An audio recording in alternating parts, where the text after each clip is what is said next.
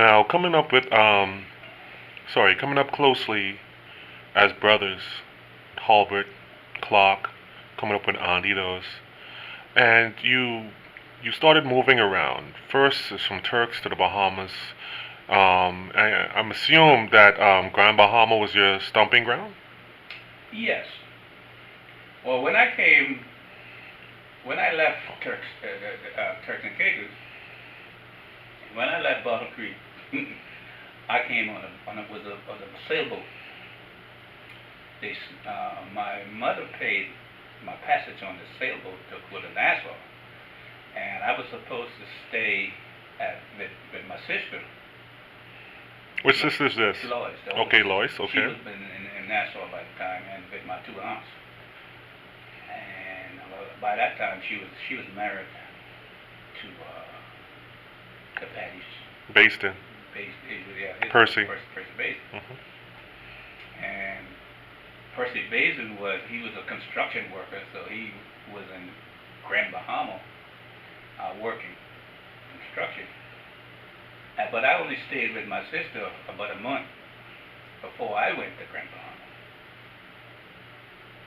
And I took a boat from Nassau to Grand Bahama, and I didn't know anybody when I hit the dock. But I met this guy. This guy, he was a taxi driver, and he knew my mother. Okay. And I guess I had to look like some of his people.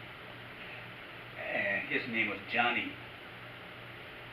Was Johnny? I forgot his last name.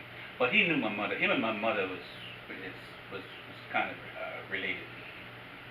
And he asked me if I was, where I was from. I told him I was from, you know, Bottom Creek, Turks Island. He knew Bottom Creek, Turks Island. He asked me what is who's my mother. I told him, Harry Forbes, and he knew her, and they were kind of found out he was related.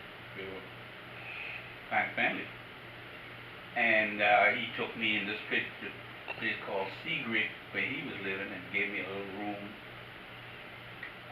One room. I stayed there, and I had to get a job, and they were hiring at this place called the cement plant over there in Freeport, and I had no transportation to get there, so I walked. I was walking.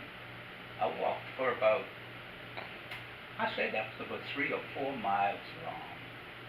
Walk there and walk back. Walk. Sometimes it was around 10 o'clock at night. I was walking. And from there, my mother came, and we were living in a two-room house. No, my brother came, Lou.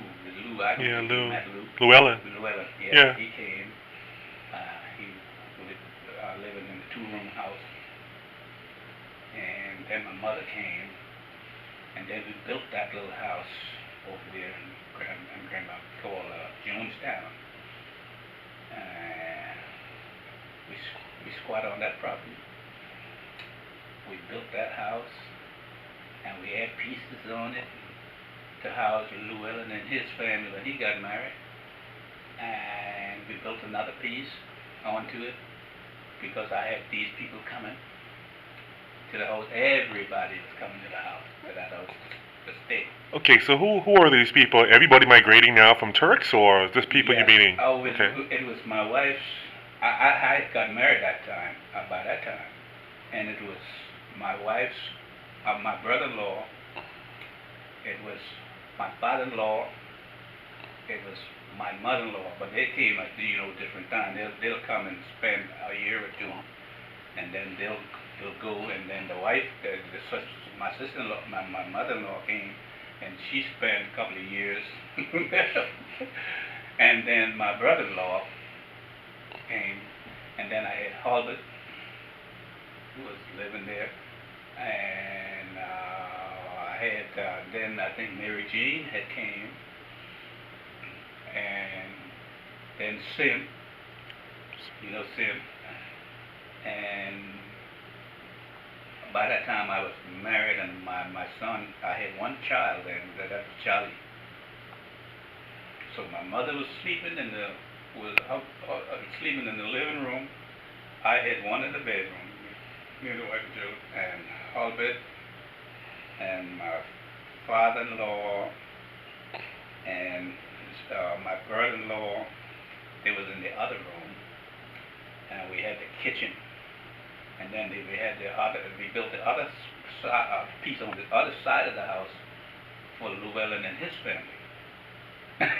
So that was the house. So basically, you're a family-oriented guy. Uh, well, we was trying to help, help each other. They had no place to stay, and I provide little shelter for them, and we kept adding pieces to the house. That's good. So Me, that house is still still in a really good standing right now, except for the hurricane when they hit that big hurricane over there.